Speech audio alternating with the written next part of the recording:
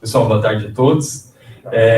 Então, a gente vai dar início, né, à segunda palestra aqui do evento, do circuito de palestras de saúde e bem-estar. Relembrando, né, que esse é o único dos nossos eventos que ele vai ser todo presencial, né? Todos os outros eventos que a gente tem, que teve o primeiro, e ainda vamos ter mais algumas palestras, eles têm aquela palestra que é gravada, né? E depois a gente tem um encontro onde são feitas as perguntas, as discussões, né? Então, hoje a gente vai ter aqui conosco o Dr. Luiz Gustavo, que vai falar sobre o tema de saúde e espiritualidade. E a gente tem algumas pessoas que estão acompanhando de casa, né? E elas vão poder deixar aí no chat as perguntas, né? As discussões. E no final da apresentação, a gente vai ler algumas perguntas, né? E para quem está aqui presente, acho que fica, né, a critério aí também do Dr. Luiz, como que a gente vai fazer isso, mas acho que no final, mais interessante, né? A gente chama as pessoas para fazer as perguntas, para trazer as suas inserções aí no tema. Então, agradeço a presença do Dr. Luiz. Obrigado. Boa tarde a todos. Vou pedir licença para tirar a máscara, já que estamos mantendo boa distância. Gostaria de agradecer a todos pela presença, a comissão organizadora pelo convite. Só me apresentar melhor, meu nome é Luiz Gustavo, sou médico geriatra, sou médico assistente do Serviço de Cuidados Paliativos aqui da Faculdade de Medicina, do Hospital das Clínicas. Sou aluno dessa faculdade, eu me formei na 40ª turma da Faculdade de Medicina, aqui em Botucatu, em 2007.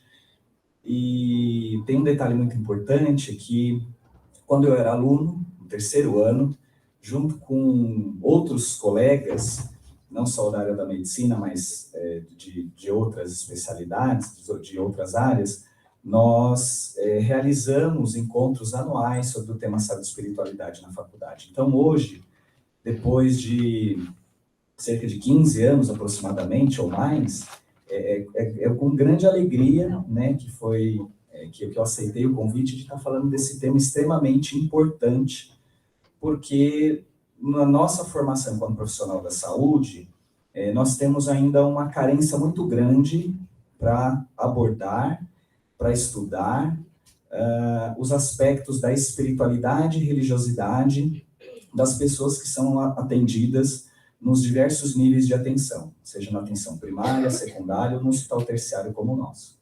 Então, mais uma vez, estou muito feliz de estar aqui. Espero que todos aqueles que estejam nos assistindo também, né, ao final, possam fazer suas perguntas, tirar suas dúvidas, que nós vamos tentar responder da melhor forma possível. Bom, então eu tenho alguns objetivos aqui com vocês hoje à tarde. O primeiro objetivo é definir e diferenciar o que é espiritualidade, religiosidade e religião.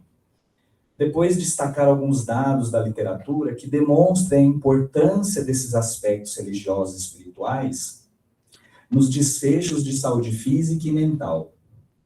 E, por último, nós vamos descrever quais são os principais problemas espirituais que a gente pode identificar, né? E por que, quando e como nós podemos abordar essas questões na nossa prática profissional e quando nós estamos inseridos num sistema de saúde, de saber como é que isso ocorre, mesmo que a gente não seja necessariamente um profissional de saúde, né? Bom, há uma ligação histórica entre saúde e espiritualidade. Isso remonta lá dos tempos mais remotos, onde os cientistas gregos, né, isso já alguns séculos antes de Cristo, discutiam a questão da origem da alma, da origem das doenças, e era interessante que eram os chamados líderes religiosos que tinham a licença para exercer os métodos ou as práticas de cura e de tratamento na época. E aí, a partir lá da Renascença, durante a Idade Média, há uma separação entre ciência e religião, por diversos fatores, né, políticos, religiosos, etc. E aí a gente vive alguns séculos desse distanciamento, né? Bom, só que no século XX, a gente diz que foi o século da aproximação da ciência com a religião. E aí eu trago 3 pessoas que são muito importantes nesse processo dessa aproximação.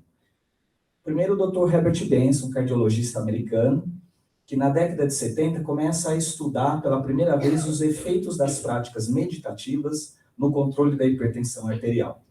Depois o Dr. Harold Koenig, médico psiquiatra da Universidade de Duke, nos Estados Unidos. Ele é um dos caras que mais estudam saúde e espiritualidade no mundo, não é? E a doutora Cristina Puchalski, uma médica geriatra lá da Universidade de Washington, que também tem estudado e feito muitas publicações relacionadas ao tema. Bom, é importante também dizer que quando nós estamos falando de saúde, e pela definição da própria Organização Mundial da Saúde, existe uma proposta da inserção do aspecto espiritual na definição. Hoje nós temos a saúde considerada como um estado dinâmico de completo bem-estar físico, mental, social, e a proposta é inserir esse espiritual e compreender a saúde com esse bem-estar completo, dinâmico, multidimensional e não meramente a ausência da doença ou da enfermidade. Né? Bom, então existem inúmeros trabalhos científicos, se a gente for numa base de dados para procurar e digitar lá saúde e espiritualidade, vão vir centenas, dezenas de milhares de artigos científicos sobre o tema, e com publicações em revistas bem reconhecidas e com fator de impacto grande. Só para vocês terem a noção do como esse tema é importante, da gente estar discutindo hoje, é que nas últimas décadas, nas universidades americanas, o currículo sobre saúde e espiritualidade tem aumentado nesse período. Cerca de mais ou menos 80% das escolas médicas americanas apresentam uma disciplina de saúde e espiritualidade. E no Brasil, como é que estamos? Bom, numa pesquisa realizada alguns anos atrás, onde os pesquisadores mandaram aí um e-mail, um questionário para algumas faculdades de medicina do país, e das 180 escolas médicas naquele momento, apenas 86 responderam a esse questionário, e viram que apenas 10%, diferente dos 80% nos Estados Unidos, apenas 10% no Brasil, havia algum curso sobre a temática saúde e espiritualidade, né? E é interessante porque quando os pesquisadores perguntaram para esses diretores o como eles achavam que era importante esse tema, a grande maioria respondeu que de alguma forma, que de alguma forma era importante ou era muito importante se discutir isso dentro do meio acadêmico, porém ainda a gente vive essa discrepância entre o que nós consideramos como importante e o que realmente a gente oferece dentro das escolas médicas, né? E não só dentro das escolas médicas, mas também tem um outro trabalho que avaliou que 84% dos cursos de psicologia não abordam a espiritualidade em seu currículo, né? Então, um número muito expressivo. Bom, eu sempre tento colocar esse exemplo, que é uma definição da própria Organização Mundial da Saúde, em que ela destaca, reconhecendo a área de atuação de cuidado paliativo como um direito humano, como uma abordagem, como um trabalho de equipe essencial para cuidar do sofrimento humano, é nela que a gente vai encontrar, de uma maneira muito ipsilíteris, né, essa importância da identificação precoce, da avaliação impecável e do tratamento de problemas, não somente físicos, emocionais, sociais, mas espirituais, né? Então, eu sempre gosto de reforçar isso.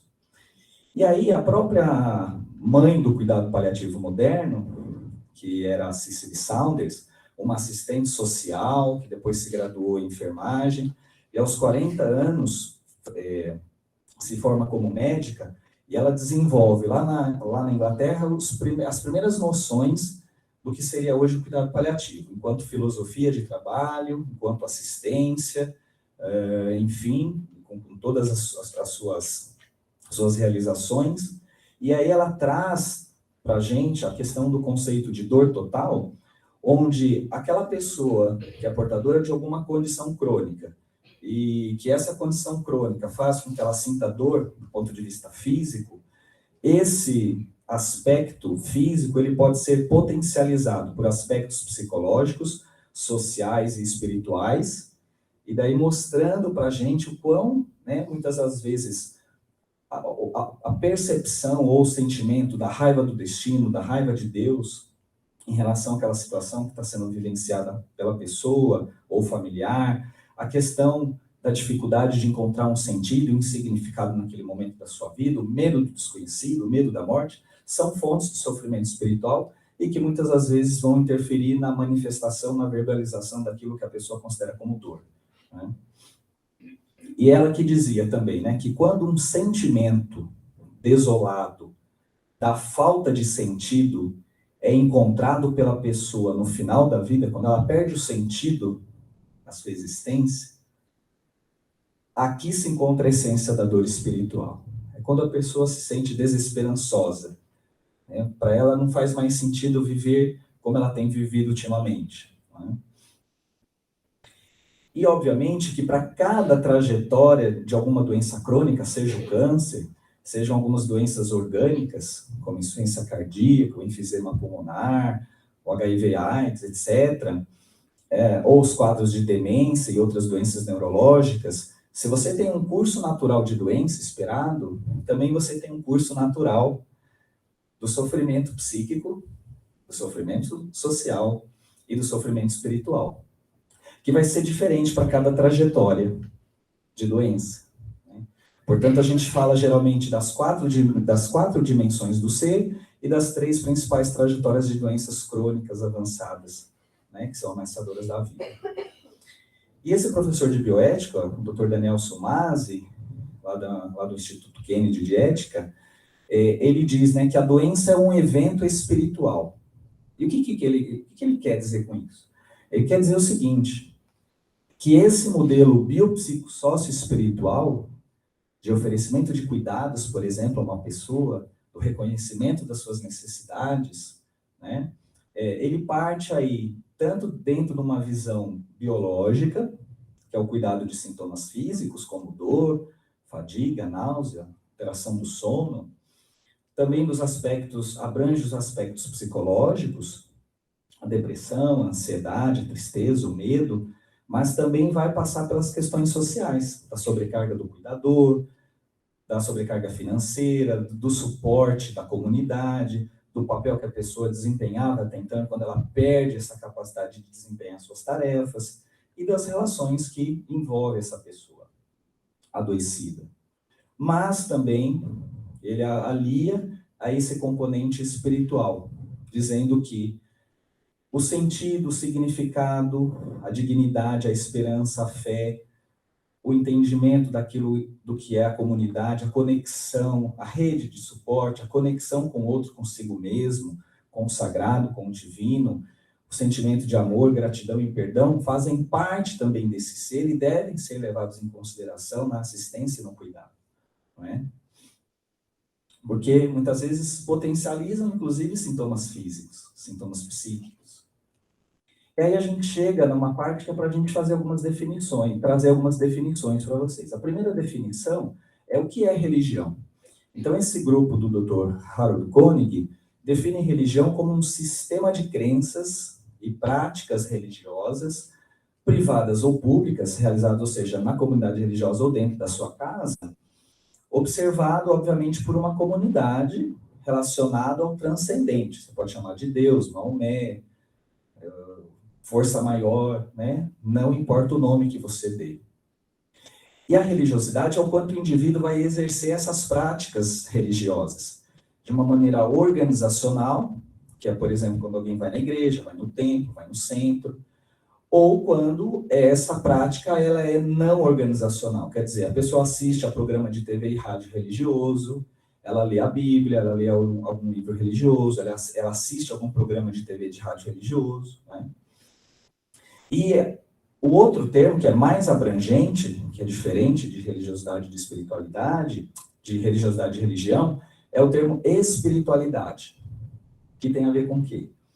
Tem a ver com essa busca pessoal do significado e propósito último ou definitivo da vida, incluindo a relação com o transcendente, com o outro, com a natureza, com a arte, com o pensamento racional, enfim, com aquilo que dá sentido e propósito à pessoa. Portanto, nós podemos ser seres espirituais, todos nós somos seres espirituais, com algum teor de espiritualidade, mas a gente pode não ter o exercício da religiosidade pode não ter religião, não é? Assim como tem gente que tem muita religiosidade, mas tem alguns aspectos menores em relação à espiritualidade, né? Bom, e aí alguém poderia perguntar, mas Luiz, por que incluir a espiritualidade na prática clínica? Essa é uma boa pergunta, não é? Eu vou tentar responder para vocês através de 4 afirmações. A primeira afirmação é: muitos pacientes são religiosos. Pesquisas no Brasil e fora, sobretudo nos Estados Unidos, apontam que a grande maioria das pessoas, mais de 90%, dependendo da população estudada, referem a alguma religião, referem ao exercício de alguma prática religiosa. Aqui no Brasil, por exemplo, 95% tem alguma religião, 83% consideram a religião muito importante e cerca de 37% das pessoas geralmente frequentam serviços religiosos pelo menos uma vez por semana. A segunda afirmação é que crenças religiosas influenciam as decisões médicas. Então, existem muitos estudos mostrando que, por exemplo, que cerca de quase metade por cento de pacientes atendidos em um ambulatório, por exemplo, diz que as crenças religiosas influenciariam as tomadas de decisões médicas caso essas pessoas se tornassem gravemente enfermas. Também concordam que teriam mais confiança no médico quando o médico abordasse essas questões junto ao doente, né?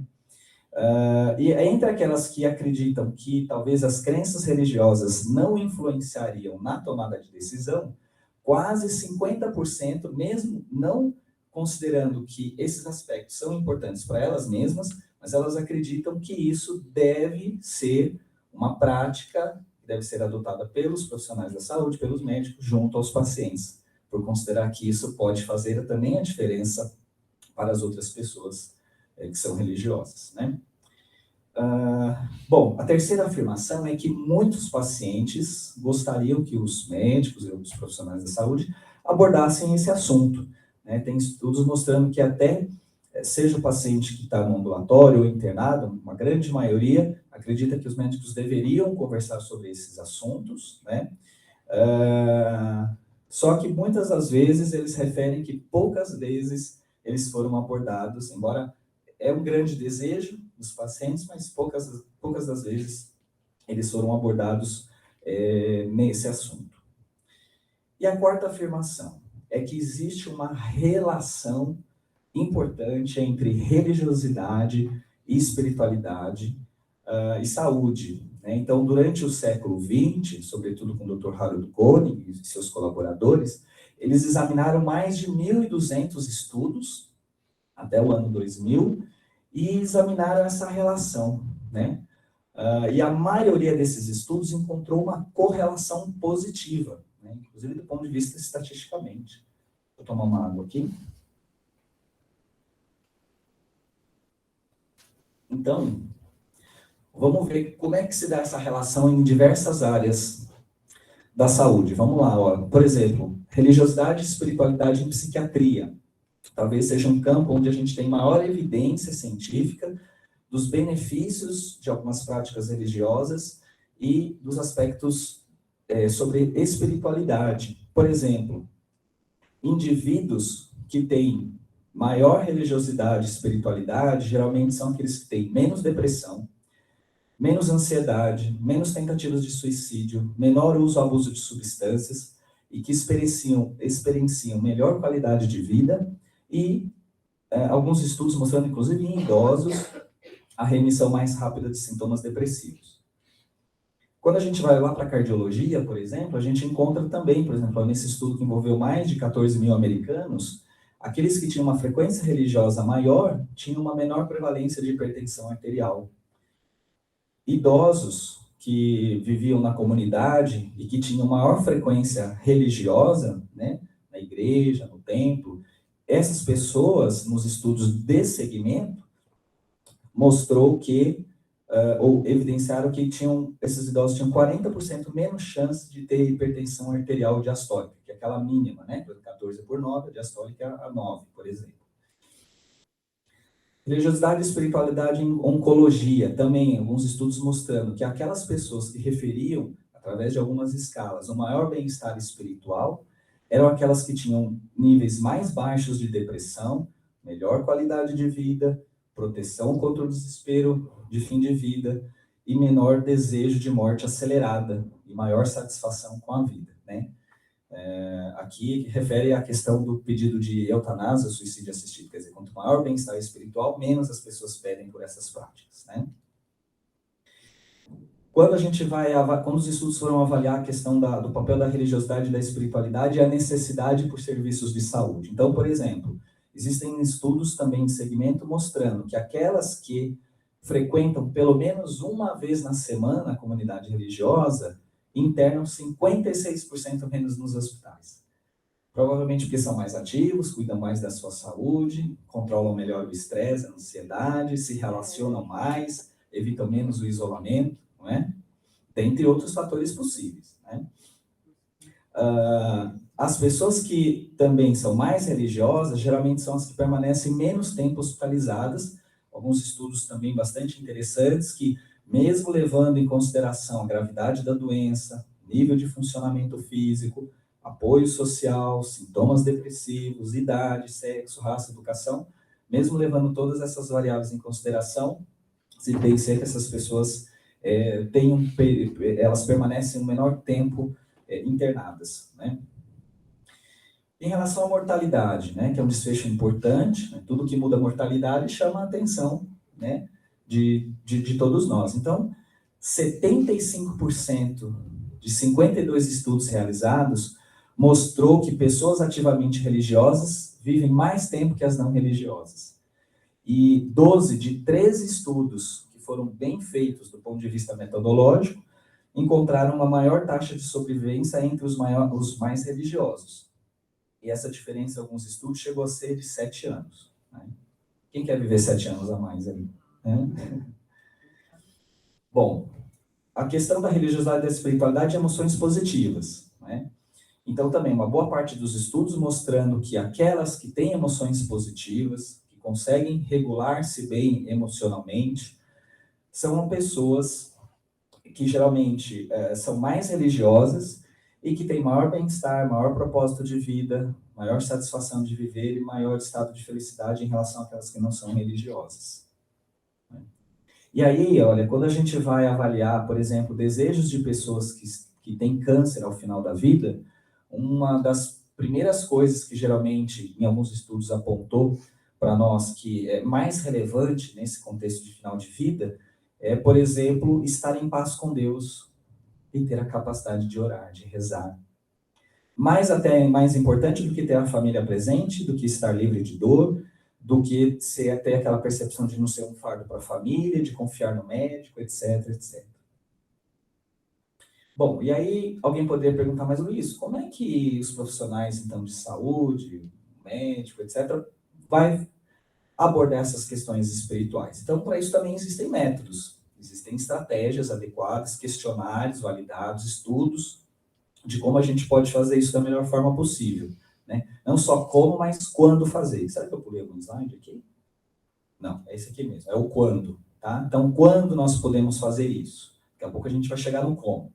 Então, quando é, por exemplo, na avaliação ambulatorial de um paciente, né, que é atendido pela primeira vez lá no ambulatório, ou paciente que interna, né, por uma descompensação aguda da sua doença, e que talvez você vai fazer um segmento, né, mais a longo prazo, nas unidades de cuidados paliativos, nas pessoas que serão acompanhadas pelo mesmo profissional da saúde, e claro, a gente vai evitar de abordar isso nas situações de urgência e emergência. Eu sempre brinco o seguinte, né, chega lá o seu João, a Dona Maria no pronto-socorro, e aí o médico, a enfermeira, com toda boa vontade, pergunta para ele, seu João, o senhor acredita em Deus? E o cara com uma baita dor torácica, infartando. Das duas, ele vai achar ou que ele está morrendo, ou que os profissionais que estão ali não sabem o que fazer com ele, não é verdade? Então, essa não vai ser a melhor, ou esse é o melhor momento para a gente abordar esse assunto. Bom, e como? Como é que a gente pode fazer isso? Então, existem algumas escalas, eu não vou detalhar aqui uma por uma, mas só a título de conhecimento. Algumas que a gente usa com mais frequência, por exemplo, esse questionário FICA, né, que avalia a questão da fé e crença religiosa, para a gente saber o quanto a pessoa se considera religiosa ou não, né? se ela tem crenças que ajudam a lidar com os problemas, e se ela não tem crença religiosa, a gente vai tentar identificar o que dá significado, o que dá sentido na vida da pessoa, né, naquele momento. Depois, o I é de importância e de influência, né? Qual é a importância que você dá para a fé e as crenças religiosas? A fé e as suas crenças religiosas ajudam, ou têm ajudado a você a lidar com esse processo de adoecimento, com estresse, etc., né? Essa pessoa faz parte de alguma comunidade religiosa e será que a pessoa gostaria de receber a visita de um líder religioso, de ser remetido a algum capelão, de indicar algum líder religioso que talvez possa, dentro do hospital, por exemplo, fazer uma visita, fazer um acolhimento? E é muito frequente, muitos de vocês já devem ter vivenciado isso, que a família ou o próprio paciente geralmente pede, tem um desejo, né, de que essa pessoa possa receber uma visita religiosa. Eu sempre me recordo que, junto ao grupo de alunos, alguns anos atrás, lá na Unifesp, tinha uma liga sobre saúde e espiritualidade, me chamaram uma vez para fazer uma dinâmica com os alunos, então a gente dividiu esses alunos para aplicar alguns questionários, e o FICA foi um deles. E os alunos foram até o quarto de uma mocinha jovem, que tinha um quadro de uma doença hematológica, a anemia falciforme, que geralmente existem crises de falcização por infecção, por desidratação, etc.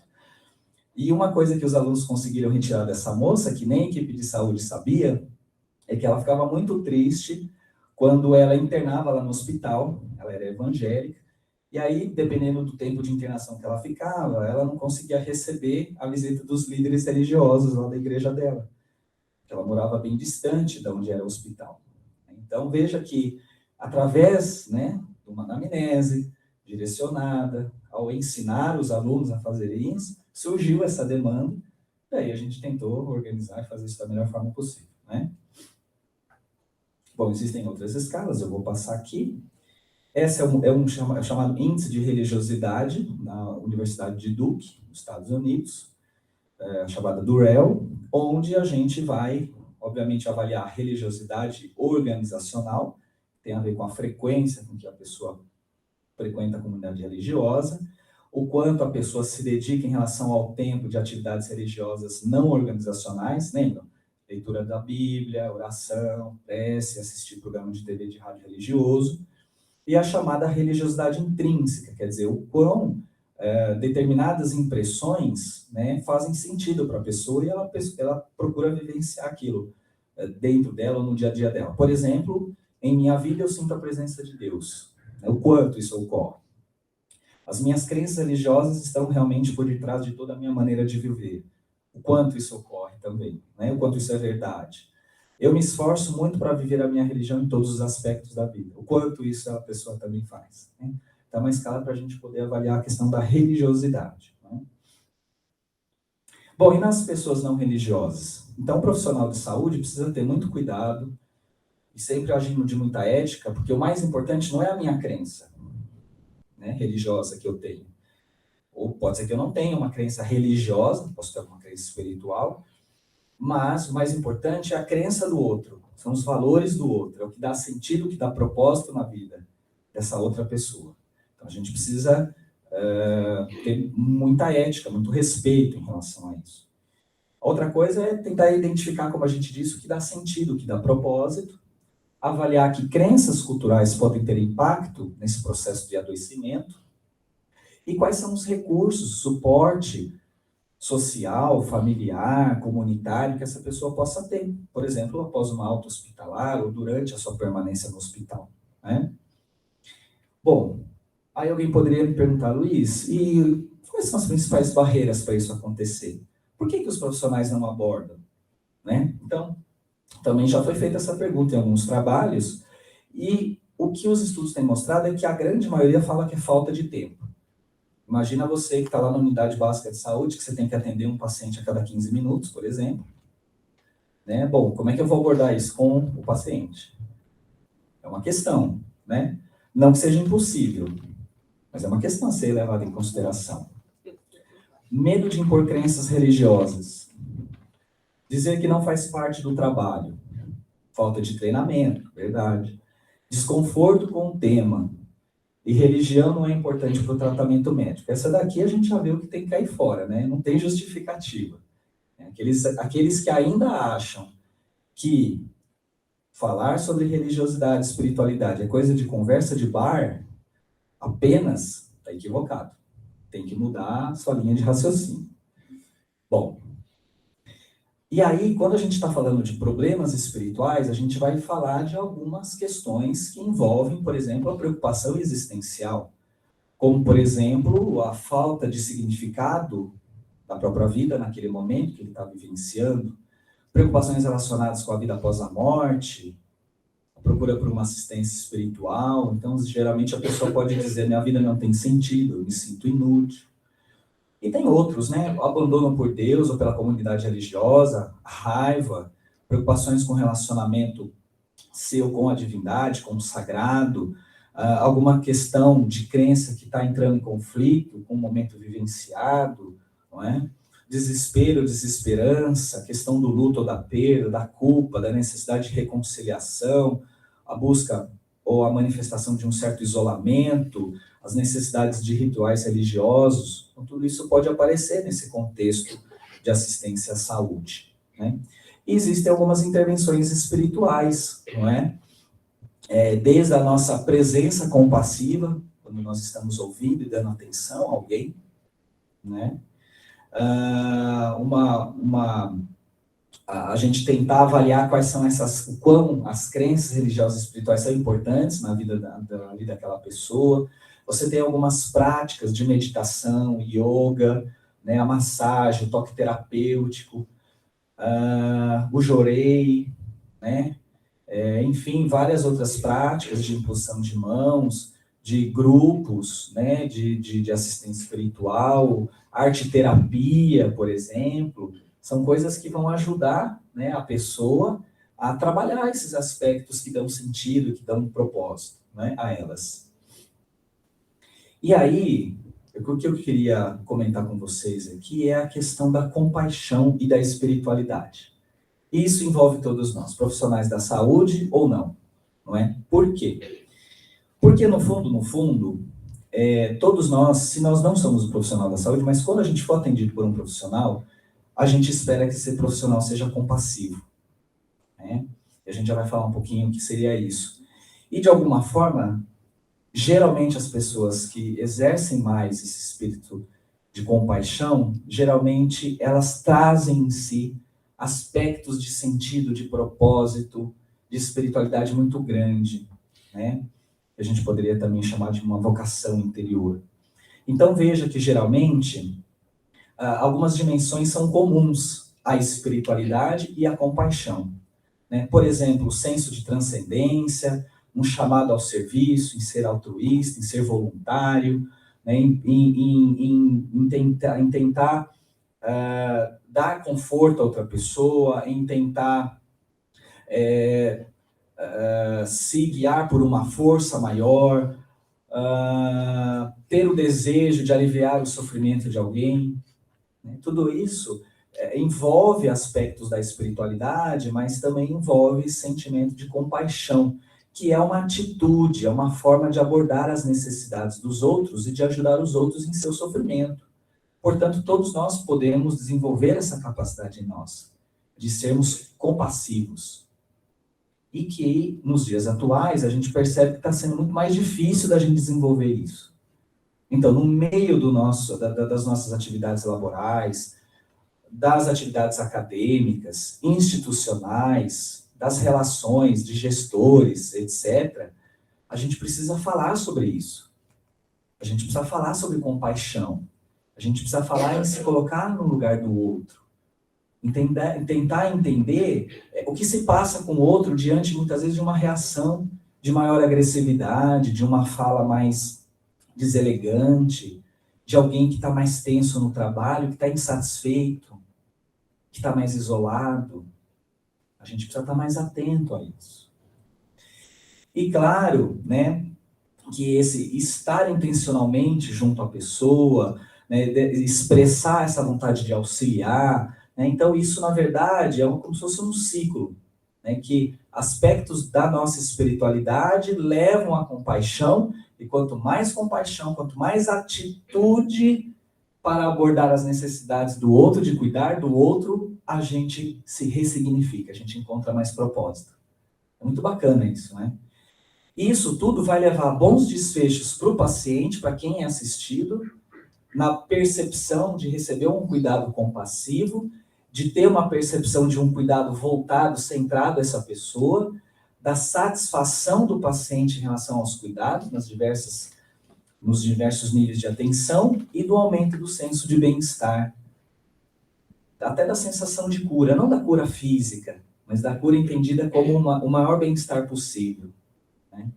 E para o profissional de saúde? Poxa, o senso de sentido e significado. Vale a pena eu levantar às 5 horas da manhã, tomar o ônibus, pegar o meu carro, etc., para chegar às 6h30, 7 horas aqui no meu trabalho. Pegar a estrada, né, muitos trabalham fora, uma hora fora de Botucatu, chegar aqui e falar assim, não, eu tenho tesão de estar aqui. Eu faço o que eu gosto. É difícil? É difícil. Trabalho no pronto-socorro, trabalho lá no administrativo, estamos com déficit de profissional, tem questão salarial, etc. Mas estou aqui, porque isso faz sentido na minha vida. Não que a gente não vai correr atrás dessas outras coisas. Vamos correr para melhorar. Mas a gente precisa trabalhar o sentido e o propósito. Só que para isso, não pode ser só uma coisa de uma pessoa. Não pode ser só a vontade do chefe, nem do subordinado, etc, etc. Tem que ser de todos. Todos têm que estar alinhados. Todos precisam estar motivados para desenvolver isso em si e trazer isso para o outro. Porque aí isso reverbera, né? Isso faz o fluxo acontecer. Bom, então, ainda para o profissional de saúde, né? Maior bem-estar espiritual, a menor, ou uma redução da chamada fadiga de compaixão, quer dizer, às vezes a pessoa, nessa atitude, nesse cuidado que é oferecido, ela se desgasta tanto, ela sofre tanto com o outro, por N motivos, que daqui a pouco é ela que está adoecida.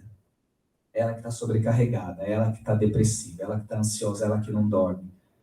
Ela que ganha peso, ela que come demais, é aí que vem o diabetes, vem a hipertensão, vem a apneia do sono e etc, etc. E vira uma bola de neve, né?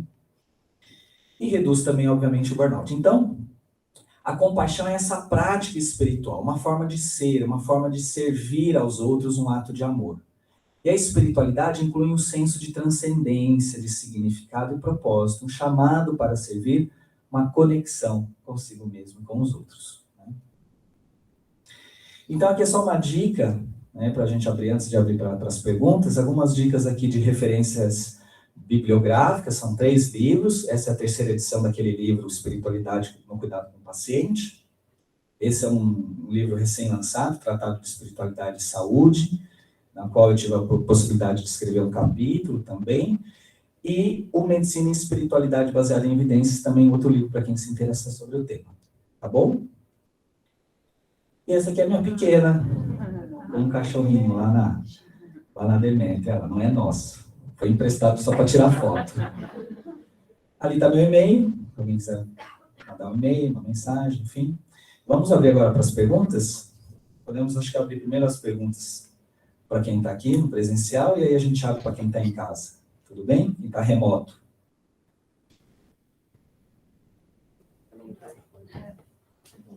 Precisamos pegar o microfone.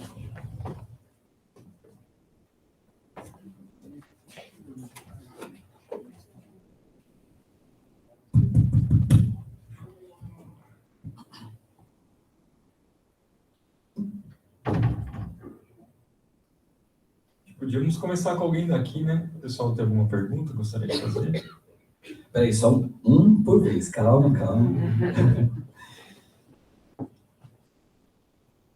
Todo mundo tímido. Não creio. É no chat por enquanto, mano. E aí, gente, aproveitem. Como uma experiência, né, pessoal, que envolve essa temática que a gente trouxe hoje, que queria compartilhar de uma maneira breve, obviamente, para a questão do tempo. Eu vou fazer uma experiência pessoal. Oi, doutor Luiz. Eu tive recente, né, a oportunidade, infelizmente, a oportunidade de conhecer o Dr. Luiz no tratamento e do meu pai, perdi meu pai recentemente. E essa questão da abordagem religiosa, espiritualidade, ela foi, agora com a sua palestra, me pareceu muito clara pelo momento que eu passei. Mas os profissionais, principalmente do cuidado paliativos, né, que vocês têm um cuidado, eu digo que é um dom mesmo. As pessoas que estão ali não são escolhidas, né, escolhidas por Deus. E vocês colocam isso de uma maneira que a gente não percebe.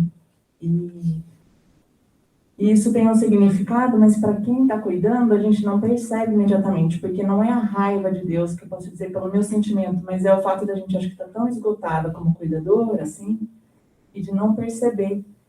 E isso também vem de encontro com como lidar, assim, com a compaixão, a gente fala do ambiente de trabalho, mas para com o próximo, porque eu tinha a sensação de que eu não tinha compaixão mais por ninguém. Então, você respondeu mesmo ali, né? Como é que a gente ressignifica, como reativar, reviver a compaixão, né? Eu acho que esse é um momento também do momento pessoal que eu passei, mas também no ambiente de trabalho, é um pouco desafiador, eu penso, nos momentos que a gente está. Eu não sei se eu fui clara, mas... E, meu muito obrigada, eu tenho uma gratidão enorme. Vocês já tenho moram no meu coração profundamente, assim. Tá bom? Michele, agradeço as suas palavras, mas na verdade eu vou tentar fazer um comentário que é o que a Cicely Saunders dizia, que na verdade, que nesse trabalho, nessa assistência, por exemplo, quando a gente cuida de alguém com uma doença grave, também ao final da vida, não somente, mas também, a gente percebe que na verdade o trabalho não é a gente quem faz. Essa é uma frase da Cicely Saunders. Por quê? Porque a gente vai percebendo, conforme vai passando o tempo, que a gente tem a impressão que às vezes a gente faz tão pouco, que parece que a sensação é que às vezes também falta algo, né? E essas dificuldades, essas questões que você comentou, desse desenvolvimento de compaixão, veja, a gente está falando dentro do ambiente acadêmico, administrativo, de gestão, etc., mas vamos pensar como é que está a nossa relação, a nossa atitude de compaixão dentro da nossa casa. Não vamos nem trazer para o trabalho. Vamos pensar como é que a gente está em casa. Porque é lá em casa que muitas das vezes, quando as coisas não estão bem, é que às vezes o nosso trabalho também pode não estar legal. E o inverso também é verdadeiro, né? Mas assim, se eu pudesse de alguma forma sugerir, recomendar quem sou eu para fazer isso, mas é que a gente tivesse esse olhar mais compassivo para aqueles que são próximos da gente. Porque às vezes na vida, as maiores provas, as maiores dificuldades estão dentro do nosso lar. É com o parente mais difícil, é com o marido, com a esposa, é com o filho, é com a sogra, é com o sogro, é com o vizinho. Nós somos humanos. E a gente reconhecer que esses problemas existem na grande, quase totalidade de todas as famílias, já é um primeiro passo, a gente reconhecer. E o segundo é a gente saber o que a gente pode desenvolver em nós. Para que na medida em que a gente vai exercitando isso no nosso dia a dia, a gente também consiga exercitar com um colega de trabalho. Às vezes a gente vai conseguir exercitar isso melhor no ambiente de trabalho do que em casa. E vai ter aqueles que vão conseguir desenvolver isso melhor dentro de casa e não vão conseguir fazer isso fora. Então essa sua reflexão, acho que eu também me insiro nela, e acho que talvez quase a totalidade de nós também. Bom, obrigado pelo seu comentário.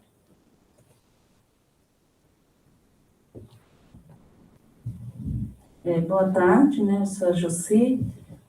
Doutor Luiz, estava fazendo uma reflexão aqui, né? Ficou bem clara a importância da espiritualidade inserida na saúde, na recuperação da saúde. E no Brasil hoje, acho que com a pandemia, a gente teve um distanciamento muito grande entre religiosidade e ciência, né? Então, era ciência, era religião. E da importância de se levar em consideração disso, mas, assim, no Brasil a gente ainda está um pouco distante, porque parece que as coisas se opõem, né? Não sei se com a pandemia isso ficou muito claro. Então, a religião muitas vezes interferiam e até assim, a gente acabou se estendendo muito, né, por conta disso. E a importância de se inserir isso para se andar junto, né? Não que um atrapalhe né, que as coisas precisam caminhar junto, respeitando a espiritualidade, mas respeitando também essa questão de pesquisa, de ciência, né? Como que é seu nome? Jussi. Jussi. Jussi, de alguma forma, com a pandemia, houve sim um distanciamento do convívio, né, das pessoas umas com as outras. Obviamente, a gente precisou ficar um período mais recluso, em casa, etc. Tal. Bom, e é interessante, né, porque esse dilema entre, como você trouxe, entre ciência, fé e religião, etc. Bom, primeiro, a gente não pode generalizar. Segundo, que eu acho que em quase, se a gente pegar a história da humanidade, né, de alguma forma, esses conflitos dentro o que é fé e religião, e a vida prática, ou a ciência, de alguma forma, por diversos interesses e por diversas motivações, isso em alguns momentos teve uma separação muito importante, como foi lá na Idade Média, mas eu encaro que, mesmo nesse contexto que você trouxe, né, nesses últimos 2 anos, eu vejo por um outro lado que também muitas pessoas começaram a se ligar mais na questão da crença religiosa e espiritual. Muitos perderam amigos, parentes, entende? O próprio distanciamento trouxe um impacto emocional muito grande para as pessoas com depressão, com ansiedade, e muitos utilizaram da fé, da religiosidade, do suporte religioso que muitas instituições deram. Eu conheço uma associação lá em São Paulo, que de maneira remota, as pessoas que frequentavam aquela comunidade religiosa que não podiam, mas que tinha ali as suas necessidades e tal, houve um grupo de voluntários que davam assistência por telefone para acolher essas pessoas. E quando esse grupo de voluntários, alguns eram inclusive profissionais da saúde, que achavam que precisava de orientar, talvez até uma abordagem mais específica de um psicólogo, de um psiquiatra, orientavam e haviam profissionais voluntários específicos para também atender essa demanda, né? Então, assim, a gente deve ter, e tantas outras situações que talvez muitos aqui devem também conhecer, né? Então, eu acho que se por um lado, sim, talvez eu acredito que houve uma politização da religião. Talvez eu diria isso. O que é perigoso. Isso é perigoso. Mas eu acho que faz parte também do nosso desenvolvimento enquanto humanidade. É um aprendizado para a gente.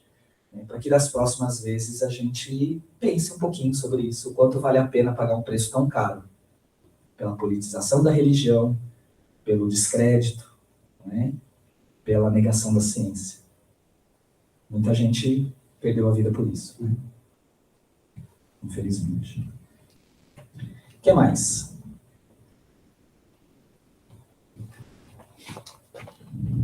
Eu vou fazer também. Vamos lá. Seu nome? Alan.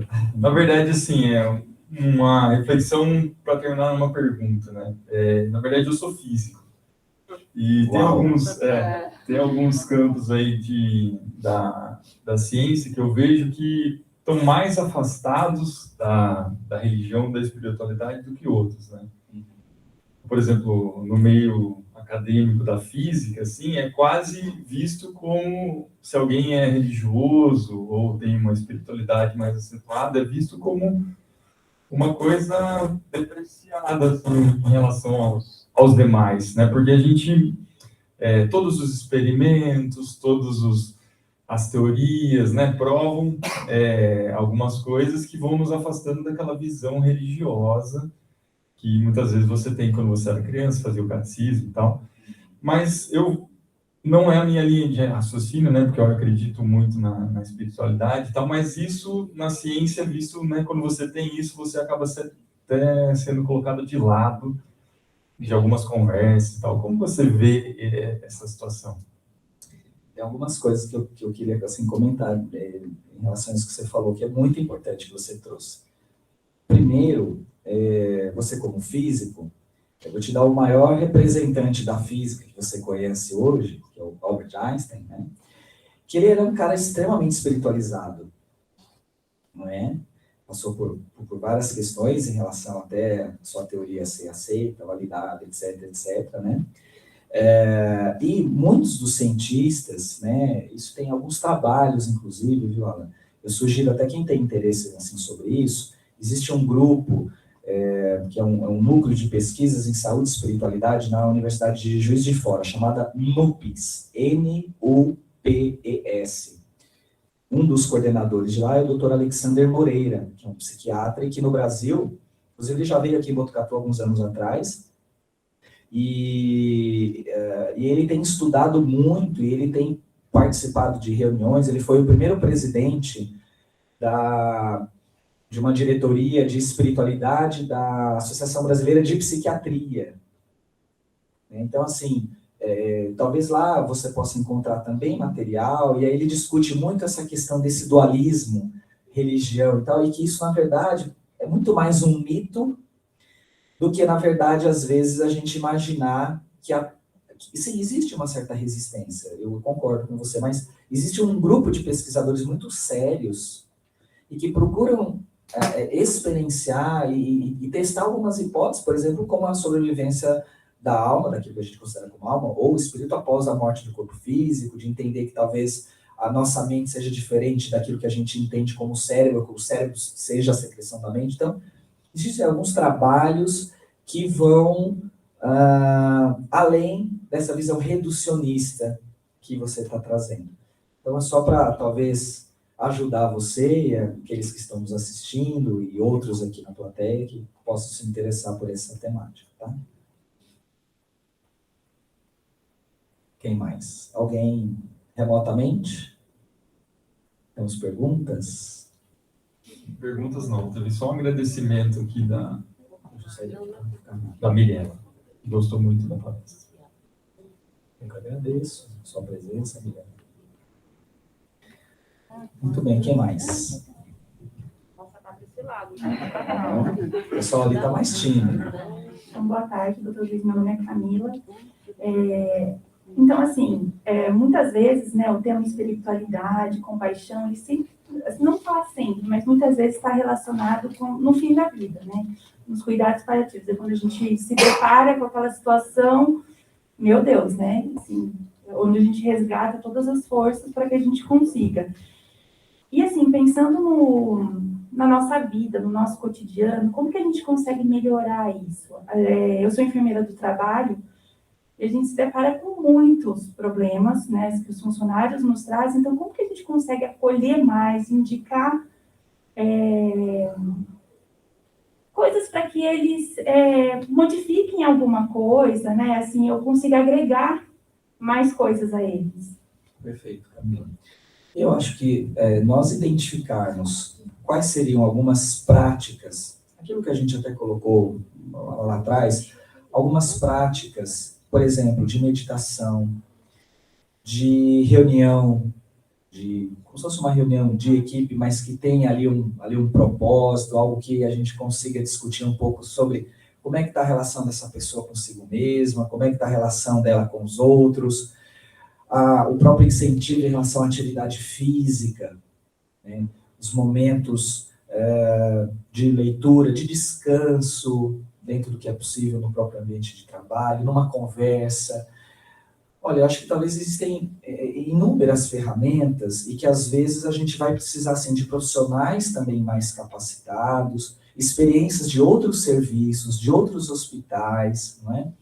Existe hoje aí uma prática chamada de medicina integrativa, existem pessoas muito competentes nessa área aqui no país, que talvez possam nos auxiliar, e tantas outras ações que aqui no hospital são realizadas e que de alguma forma também são gatilhos, né, para isso. Talvez a gente precisa sentar, organizar, montar um cronograma, tentar saber, né, quais são, até por prioridade, quais são os nichos de trabalho que são mais urgentes para a gente poder atuar e trabalhar, né, porque talvez a gente não vai conseguir fazer isso assim, com todo mundo. Então, a gente vai ter que dar uma prioridade, né, para alguns setores, etc. E acho que a gente tem que sentar, tem que organizar, tem que pensar junto. Né? Fica mais gostoso, tem mais ideias, mais recursos, acho que isso é um bom caminho. Já tem a filhinha.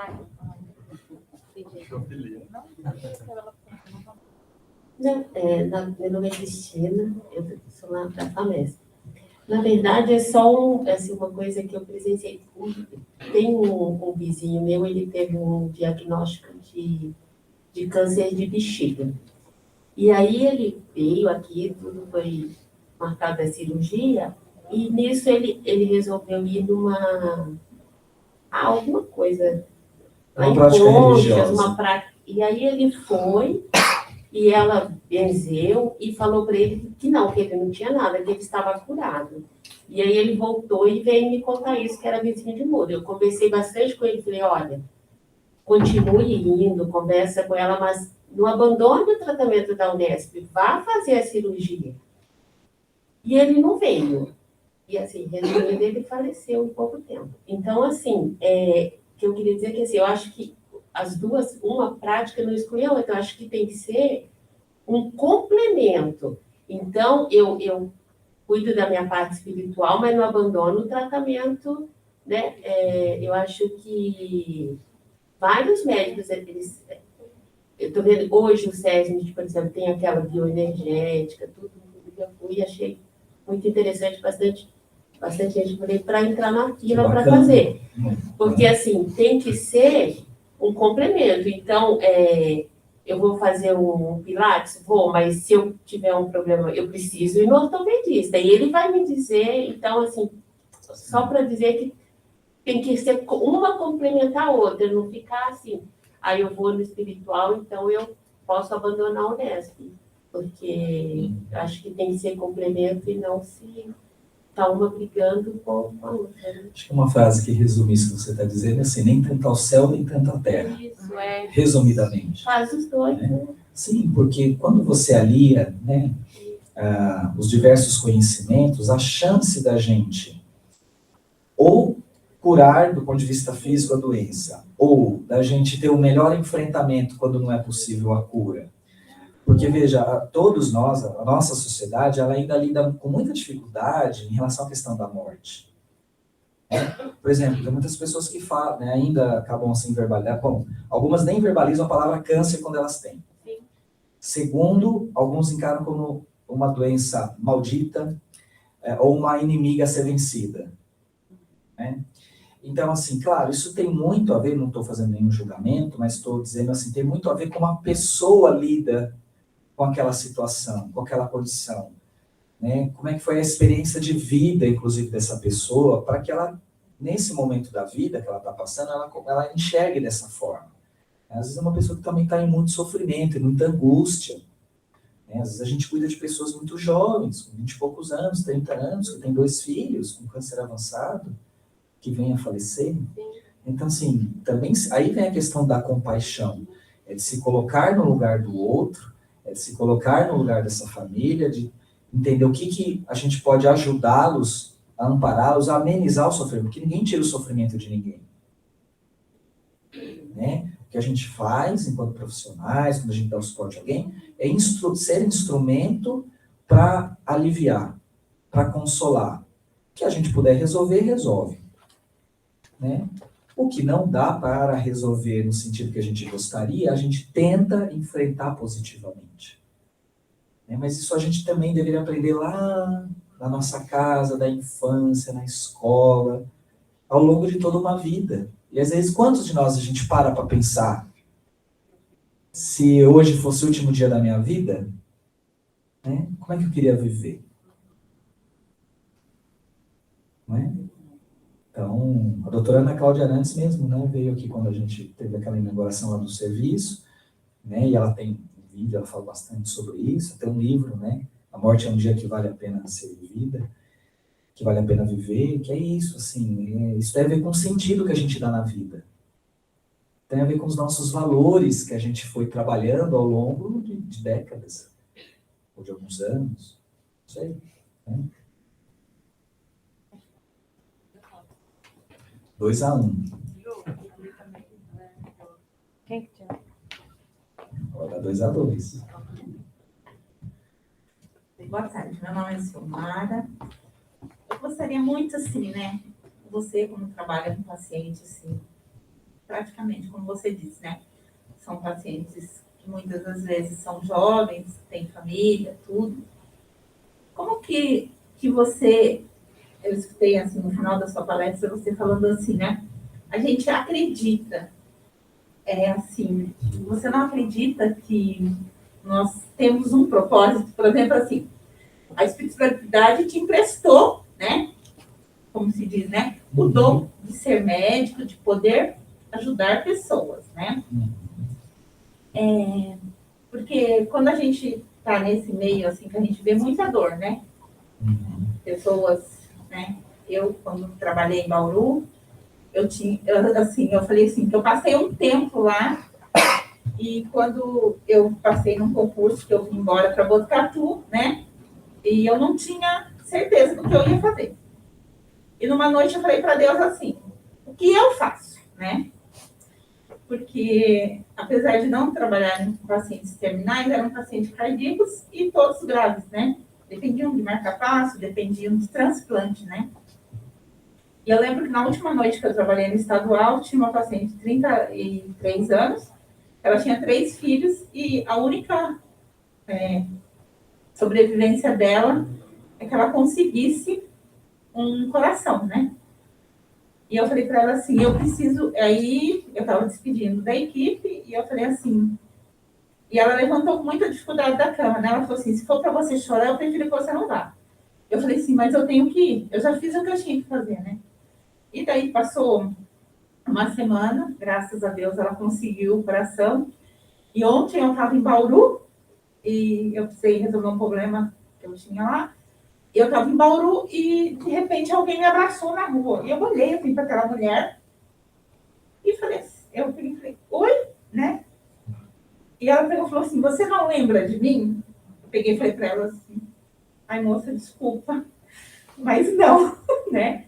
Aí ela me falou, ela falou assim, a última coisa que você falou para mim era para mim acreditasse, né? Que Deus podia fazer um milagre, né? E ela conseguiu, o coração, tudo. Então, como que é o impacto, né, que você vê na vida das pessoas, assim? Qual é o seu... como que eu diria? Qual é o seu impacto que você, assim, tenta deixar de melhor na vida das pessoas como médico? Acho que a primeira coisa é a gente reconhecer que nós somos também portadores de algumas dificuldades, de algumas limitações internas, que nem sempre a gente, talvez, consegue oferecer a melhor atenção possível ou um determinado cuidado que aquela pessoa espera da gente. Eu acho que ter essa capacidade de também fazer o seu melhor dentro do que é possível, amenizar o como é possível o sofrimento multidimensional daquela pessoa, daquela família, e evitar de alguma forma se cobrar muito e ao mesmo tempo procurar se cuidar. E procurar se cuidar significa tentar dormir bem, se alimentar bem, fazer atividade física, controlar a ansiedade, ter bons vínculos, bons relacionamentos, ter momentos de lazer. Não precisa viajar muito longe, fazer viagem cara não, mas momentos de estar em contato com a natureza, né? E a gente está num lugar abençoado, né, que é a região aqui de Botucatu, e que a gente, em pouco tempo, a gente está num lugar, né, que a gente consegue dar uma espairecida. Eu digo isso porque eu morei em São Paulo há muitos anos. Então, porque para mim eu estou no céu. Né? Então, assim, eu acho que essas coisas práticas, e claro, dentro da nossa crença, dentro dos nossos valores espirituais, a gente também cultivá-los e cuidar desse nosso lado espiritual, é que ajuda não só a mim, mas eu tenho certeza que ajuda a todos nós a lidarmos melhor, a enfrentarmos melhor o nosso dia de trabalho, a enfrentar os problemas de casa, os problemas com família, etc. Então, eu tenho isso muito comigo, assim, eu tento fazer o que eu posso de melhor, né? Porque senão ou a gente se culpa porque acha que a gente não fez adequadamente, ou entra numa autocobrança importante, que aí gera culpa, que gera autocobrança, e aí daqui a pouco a gente está mal emocionalmente, com sobrecarga em relação à questão dos cuidados, sofrendo pelos outros, né? E aí a gente tem que tomar cuidado, porque senão a gente adoece. Ali.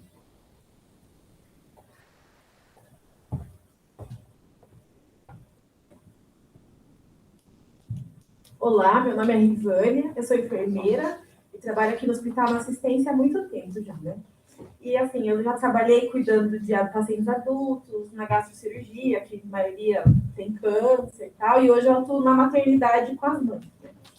E eu percebo que, assim, na minha vida eu tento buscar e desenvolver a espiritualidade, a religiosidade, né, enfim, e eu gosto muito de, quando eu vou dar assistência para o paciente, de conseguir tentar identificar se ele tem, qual é a religião, a crença do paciente e tal. E eu percebo que quando a gente consegue identificar que ele acredita em Deus, qual é a religião, enfim, quando você aborda ele falando, vamos tentar, mesmo para as mãezinhas, às vezes eu sempre falo, quando elas estão com dificuldades para amamentar, que parece que é uma coisa boba, mas elas estão, naquele momento, para ela, aquilo é o maior problema da vida. Deus, né? Vamos pedir para o Senhor. Eu percebo que as pessoas se surpreendem. Quando a gente aborda, sabe, que elas se surpreendem com, acho que um profissional da saúde falando de Deus, que eles estão é tão difícil alguém chegar e falar, nesse momento, vamos pedir ajuda para o parto, vamos pedir para o Senhor abençoar para dar tudo certo. Você percebe que eles se surpreendem com um profissional que está falando isso. Mas a partir desse momento, eu percebo que parece que cai uma barreira que estava na relação do paciente com a gente, e eles criam um vínculo com você que é diferente. A partir daquele momento, eles parecem que tem uma confiança que, esse aqui está comigo. Eu observo isso. Legal o seu depoimento, Ivânia. Talvez a gente possa, sempre nas nossas relações, identificar, primeiro é o terreno que a gente está adentrando, né? E é o terreno de identificar se essa pessoa, por exemplo, tem alguma crença religiosa espiritual, né? Por exemplo, porque talvez às vezes você pode encontrar talvez um ateu ou alguém que não é religioso, que talvez esse pedido que foi tão sincero do seu coração e que você, né, de pedir a Deus para aquele momento, etc., talvez para alguém que não seja religioso, possa não fazer tanto sentido, entende? Então, por isso, esses instrumentos que eu coloquei, que é uma forma que talvez que a gente possa sistematizar uma abordagem importante, fundamental, mas de uma maneira prudente, uma maneira assertiva, para a gente poder chegar, né, como você falou, e a gente conseguir vencer essas barreiras entre nós, com os pacientes, da melhor forma possível, tá bom? Mas obrigado pelo seu depoimento. Bom, pessoal, gostaria de agradecer a presença de todos, né, que compareceram aqui no evento, os que estão de casa também, e fazer um agradecimento especial ao Dr. Luiz. Muito obrigado por ter trazido aí esse tema, que enriqueceu bastante o nosso circuito de palestras, né? Então, agradecer e dizer que fazer um convite, né, também para participar dos outros temas que a gente vem trazendo. A gente sempre gosta de trazer situações que vão melhorar a qualidade de trabalho dos nossos profissionais. Acredito que o senhor veio de encontro a essa proposta aí. Muito obrigado. Mais uma vez eu agradeço a atenção, ao convite, e sempre vou estar à disposição no que for possível e necessário. Muito obrigado.